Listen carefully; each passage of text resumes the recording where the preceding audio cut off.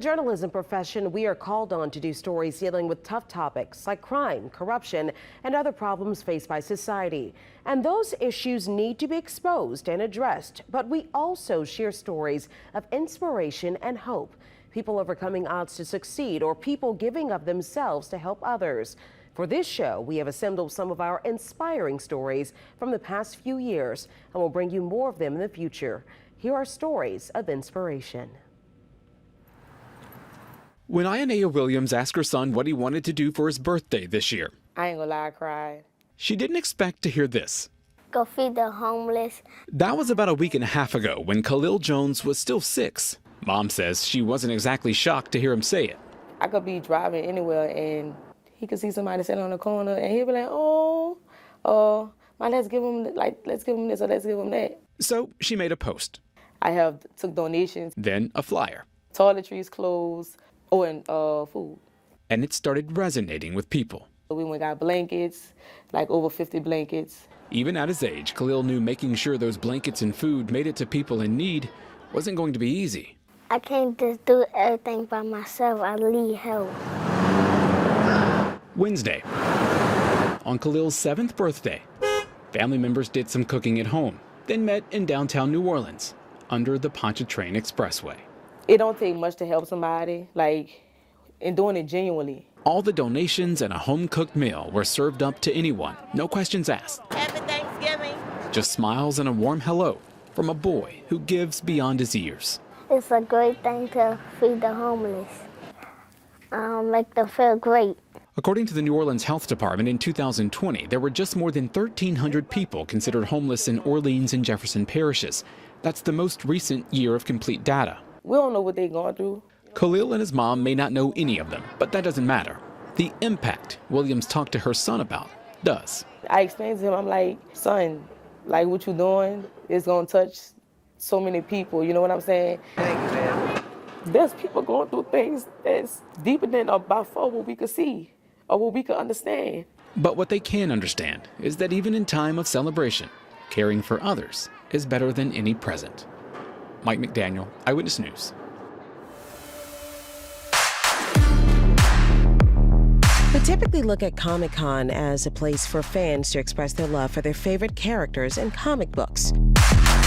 An exchanging of the minds, and for some, an escape from their realities. I have met some people that are probably really introverted, and then they just have so much energy at cons because they haven't been able to express themselves. This is when I first started drawing on the computer. It's the perfect place for someone like Jessica Cook, a 17-year-old self-proclaimed introvert who has been drawing since she was 8 years old. I like this one. And for the first time, Jessica wouldn't attend a con as a fan, but as a vendor at the Fan Expo Comic-Con in the New Orleans Convention Center, selling her own creations, Minu Creations. It was just a lot of compliments. They did like my art, and it's kind of, I get surprised hearing they do like my art, because I'm like, most of the stuff drawn, I did it when I was young. I was totally fascinated, but also overwhelmed. This character is what she was wearing that day. Jessica's mother, Bobby, says attending her first Comic-Con explained a lot about her young daughter. I'm like, this is her tribe. These people dressed in all of these amazing costumes, because she used to dress in costumes in the house, and I didn't understand it. They were in their character, and they were flawless, just flawless in expressing who they were as that character. While some use cosplay as a form of self-expression, Jessica uses her sketches. If I'm happy, I would probably just draw someone happy, clean lines. If I was upset, I would use more messy lines. So you can tell through your characters what your emotions are. Yeah, because sometimes it's hard to just express my emotions. There, I just express it in a drawing that I make. So it became your, I would like to say, your outlet, right? Yeah, it was my outlet. Now, I remember this one. An outlet Bobby says she was happy to help Jessica explore as they were both navigating life after loss. Minu had a very very close relationship with her younger sister, who was they were only a year apart. Both of their birthdays were in October. So they celebrated their birthdays together. They actually did everything together. They were super close. And they fed off of each other because they were both artists. Her sister Jayla passed away. She was 9 years old. And Jessica Minu was 10. After losing her sister Jayla, Jessica says she retreated. It just made me into some introverted person. I used to swim a lot. That was a thing that my sister and I would do a lot. I could not swim anymore, and I can't even get in a pool anymore. I noticed immediate changes in her after the loss of her sister, being more withdrawn. There's a lot of places that we used to go all together as a family, and she no longer wanted to visit those places anymore. And Bobby was concerned with how Jessica's grief would manifest while dealing with her own grief. There are days I'm angry. There are days that I don't feel like doing it anymore, you know? But I know that I have a little girl that depends on me, and I have to be strong for her. But it is hard. I miss my daughter. It was during this stage of mourning Bobby learned how Jessica used art to find the words she couldn't say. The drawings were very detailed. They were very intricate. They were very sophisticated drawings for a 10-year-old. Look at this. She didn't want anyone to see this. Despite her talent, Jessica still wasn't ready to put her art, her emotions, on display. So Bobby helped her hone in on her gift. I exposed her to a digital art class. I put her in an art program, and they taught her how to take her sketches and create digital art. Over the years, not only did she stick with it, it became a part of her life. Some of the characters Jessica draws are inspired by anime, video games, and Jessica's own story of losing her sister. I remember I made a drawing near her. It was like around her birthday, and it was just some character just breaking down. It was just one of my characters just breaking down. For this one here, I remember you were like maybe 11. Over the years, Jessica's art would bring new life to the mom-daughter duo. When Jessica felt comfortable sharing her work, her mother helped her take it a step further. Maybe it's time for you to have a business, because this is something that you love to do, and I want you to do something that you love to do. So when she launched the business last month, I really saw her open up. The introvert found like minds, not only starting Minu Creations, but an anime club in school, like the Comic-Cons Jessica attends, opening up a space for some to escape their realities. I thought I was alone in this, and finding out there are people that actually like stuff I liked, I was like, wow. But I do get to know my daughter better through the characters. And while Jessica has found her outlet, Bobby is by her side, finding hers too. I started describing the journey from grief to greatness because I found that over time we've had to strengthen ourselves emotionally. Oh, look at that one. And I believe just over this time, just from where we've come from and to this point today, that it's really made us stronger and greater. That's me? That is you.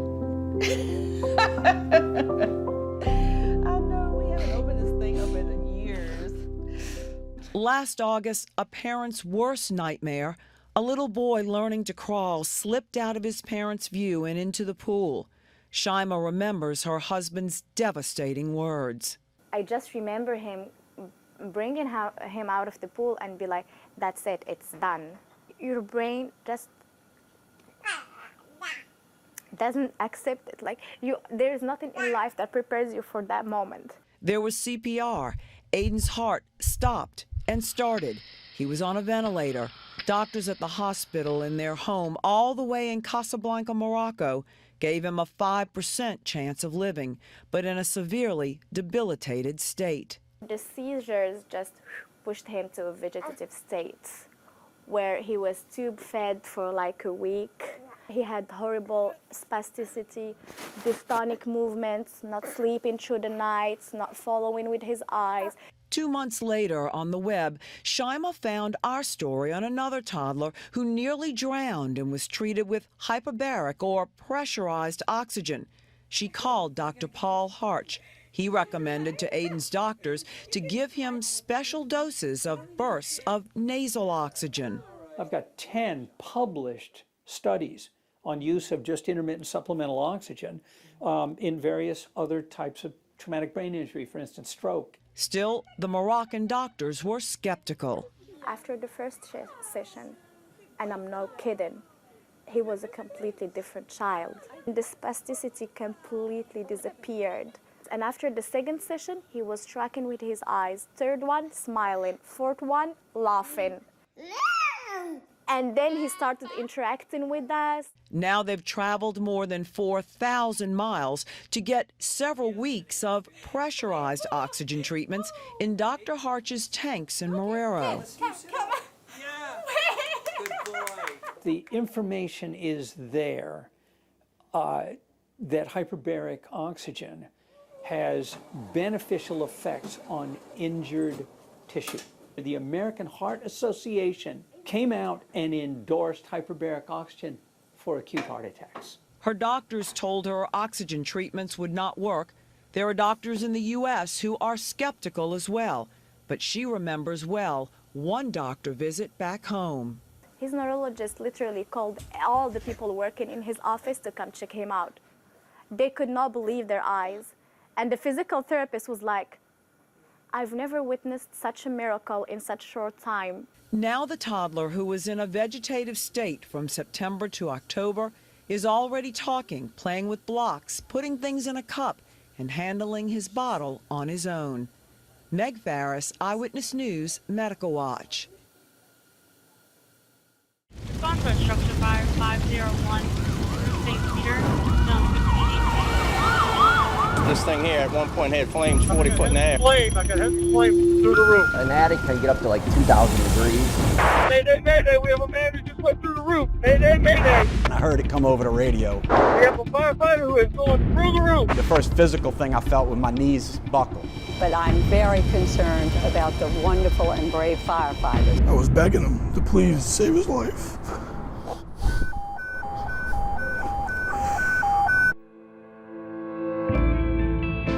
What you're about to hear is a story of survival. Everything in my head had been burned, my eyes, my ears, my throat. As told by the men who bear the scars, both visible as we started hearing moaning and unseen. No one emerged from this fire unscathed, but they are all still standing, a testament to an epic tale of rescue and recovery. All units, we have the firefighter. We have the firefighter. To understand what makes Danny Ziegler tick, you have to wind back the clock. The third of 5 boys was born into a blended family of service. Cops, firefighters, soldiers. It's how Danny started. First in the Army, then the Marines, then the front lines of fighting fires in Detroit. Growing up in Detroit, you know, kind of makes you not afraid of anything because it's such a rough city. Eventually, 3 of the 4 firefighting brothers moved to New Orleans, where the family has roots. They all wound up on the Jefferson Parish Fire Department. And on this night, I just went to the grocery store to get us dinner. Danny was assigned to Engine 188. And the alert went off for a second alarm, and then so we responded. Engine 188, Engine 118, ladder 117. A fire was raging in Old Metairie, a condominium for senior citizens. Known as a roofman, Danny volunteered for the dangerous job he was so good at. And I said to the chief, I said, maybe we should get on the roof and cut the holes and see if we can find the fire. Armed with his axe, that's just what he did. And for just a split moment, he saw a familiar face just beyond shouting distance. I saw him on a balcony, talking on the radio. It was another district chief. I saw him for 1 second, but I knew that he was there. So. Danny started to pick at the roof, chopping away, when without warning, his heart sunk right after his feet. My one foot started sinking in, then I stepped back, my right foot started sinking in, and I was like, oh boy, I better get off the roof, because this is one of the signs, and it wasn't a second later, the whole roof collapsed. What went through your mind?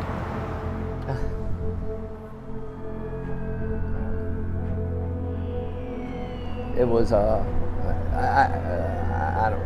it was crazy. I couldn't believe it happened. I need a break.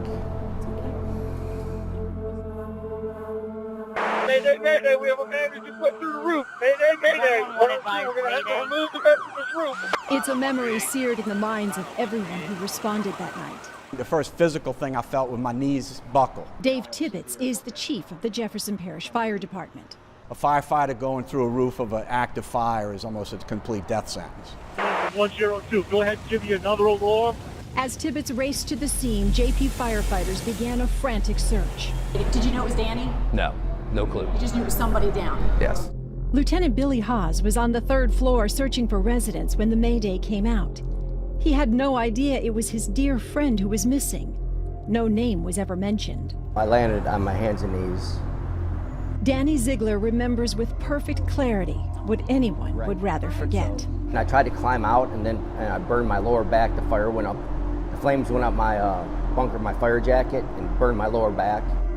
The sweat inside his gloves turned to steam, burning his fingertips to the bone. He knew he had to escape, but the only way to get out was to go deeper into the flames. He noticed drywall between attic rafters. So I kicked it, and there was nothing. My foot went right through. I just kind of jumped up in the air and jumped through and made it through. Lieutenant Haas was on the floor below when something stopped him in his tracks. I was like, hey, hang on a second. I said, I hear a moaning sound. Everything in my head had been burned, my eyes, my ears, my throat. I just started walking. The luck of the draw.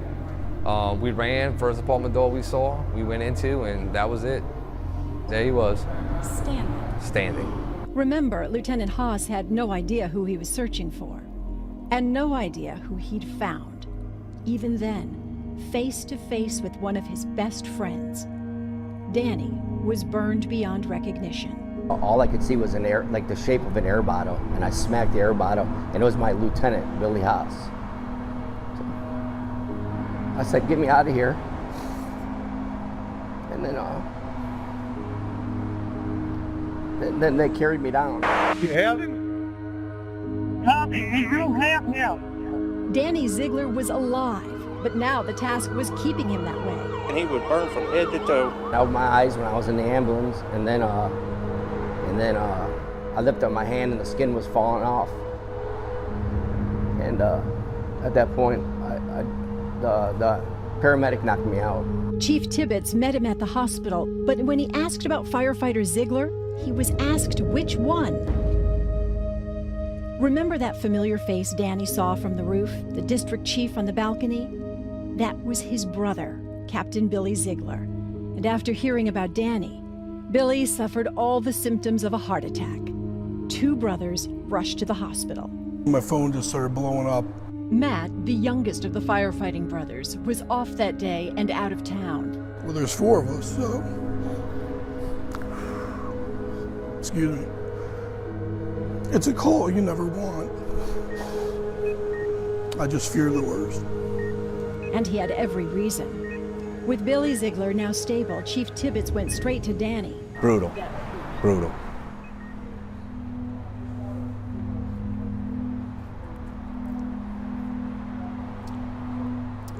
I didn't think he was going to live.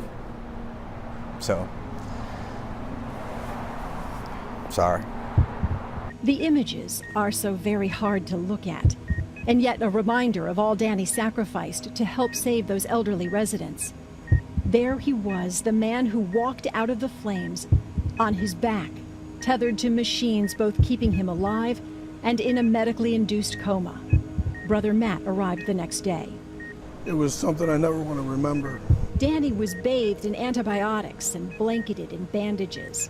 But as bad as it looked, Matt said there were initial signs of hope. False hope.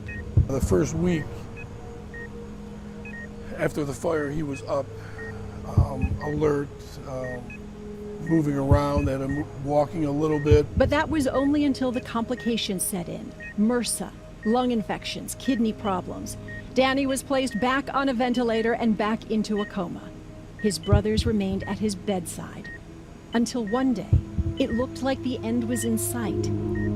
The end. we're at this point where it may not get better. It may only get worse.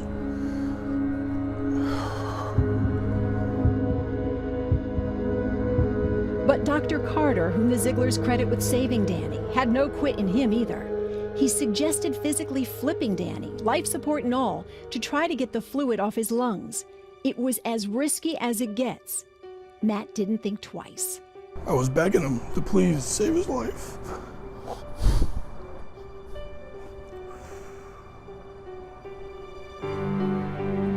And he did.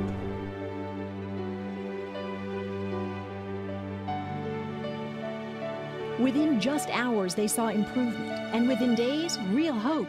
Using a revolutionary spray skin that seemed to erase Danny's scars, doctors treated Danny's burns, while his brothers, those who share his blood and those who share his badge, fed his spirits.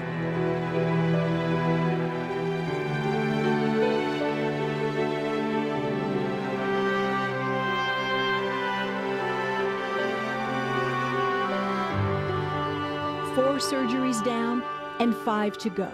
Did you know you had it in you to come back from something this catastrophic? Yes, yes, yes. Yeah, it still gets me a little emotional now, but that'll fade with time. Danny hopes to return to his ladder in 6 months. If I would let him, he'd be on that truck right there, right now, and he'd be at a fire tonight on the roof, cutting a hole in it. Danny's chief looks forward to his return, and so do his brothers. His big brother, the one who landed in the emergency room with Danny, still can't talk about it. But actions speak louder than words, and he's still standing too. I know he needs to be back here for himself.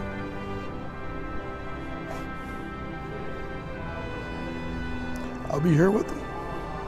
A family of service, a man of valor, a warrior, a survivor. An American hero whose story has already inspired the next generation. I can tell you that when my dad said a firefighter fell from a 3rd story, they told me to pray. So the next day I went to church and prayed, a young girl wrote to Danny. And I guess you can say my prayers worked. I will always stay strong like Ziggy, she promised. What's your purpose? I guess just God kept me on this earth to keep helping people, I guess. Karen Swenson. I got lucky. Eyewitness News. Heck is it? Rudy Smith has so many medals, it's easy to lose track of them. I got 63. Half of them are from Disney. 2, 1, go! He's now completed 30 Disney marathons. Since 1994, that's where the family has started the new year. Out of all the marathons I run around the world, this is most spectacular. Good job. That's saying something. Smith has traveled the world to cross races and places off his bucket list. Went to China. I did the Great Wall Marathon, Gold Coast Marathon in Australia. Went to Greece. I did the original marathon. I had a race up the Empire State Building. London, Paris, Rome. He's raced on every continent, even Antarctica. I was the second African American to ever do that. The walls of his man cave remind him of the adventures. A lot of hard work, a lot of suffering, and just a lot of joy in being able to finish these races and do some things that I never, growing up, that I never thought I could do. You would think with the number of awards, Smith started running young. He was actually about 40, and now he's crossing finish lines at 80 years old. I'll probably take about a week off. There's no slowing him down. His friends at the Best Bank Track Club know how to light a fire under him if he ever did. They gave me some, what's the name of the drink? Fireball. Yeah, so I had a shot of Fireball at the 20-mile mark, and so that got me through the last 10K of the race. Smith says he doesn't drink or smoke, so what's the secret? As far as the nutrition part, I have to say that I'm not very good at that. My wife is a good cook. He says it's all about training consistently and his family supporting him every step of the way. In Gretna, Lily Cummings, Eyewitness News.